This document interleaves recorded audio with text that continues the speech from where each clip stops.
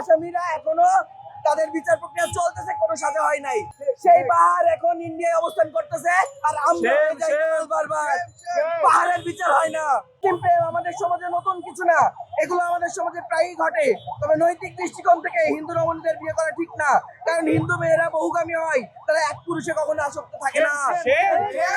নিকৃষ্ট মানের একটা কথা, আমি শুধুমাত্র একটা ভদ্র পরিবারের সন্তান বলে তার মা বোন তুলে গালি দিলাম না, তাই তো সে তার মা বোনের সম্পর্কে কি কি ধরনের নিম্নমানের চিন্তা চেতনা রাখে সেইটা আপনারা একবার কল্পনা করে ভেবে দেখেন।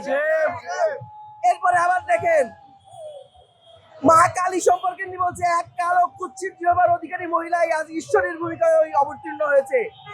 এইভাবে যদি অন্য কোন ধর্ম সম্পর্কে বলা হয় তাহলে কি হতো?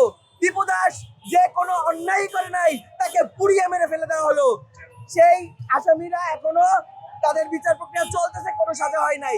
এছাড়াও ইকবালের ঘটনা আমরা জানি, যতক্ষণ পর্যন্ত শোনা গেল যে কোরআন রাখা হয়েছে, তখন 2 শতাধিক মন্দির কুমিল্লায় ভেঙে গুড়িয়ে দেওয়া হলো।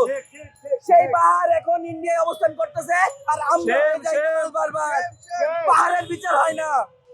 এই সরকারের বিরোধী পক্ষ তো বাহার ছিল, অন্তর্বর্তীকালীন সরকারের বিরোধী পক্ষ তো বাহার ছিল, তারপরেও তো তারা পাহাড়ের বিচার করে না। তাদের কি বিচার সিলেক্টিভ, নাকি বিচার ধর্ম দেখা হয় না রাজনৈতিক ব্যাকগ্রাউন্ড দেখা হয়? আপনারা সব আক্রমণকে বলেন এটা রাজনৈতিক আক্রমণ, ঘর পুড়িয়ে দেওয়া হচ্ছে রাজনৈতিক পরিচয়ের কারণে। ফালাবে আমাদের পাহাড়ের রাজনৈতিক পরিচয় কি অন্তর্বর্তীকালীন সরকারের পক্ষে ছিল নাকি বর্তমান সরকারের পক্ষে আছে?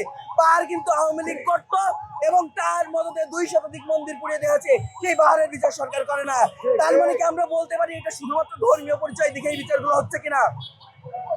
আমি বলতে চাই, এরপরে তিনি বলেছে কালী সাধনা করে তাই সে বিশেষ অবস্থানে বসতে বলে তার পক্ষাঘাতগ্রস্ত রোগ হয়েছে।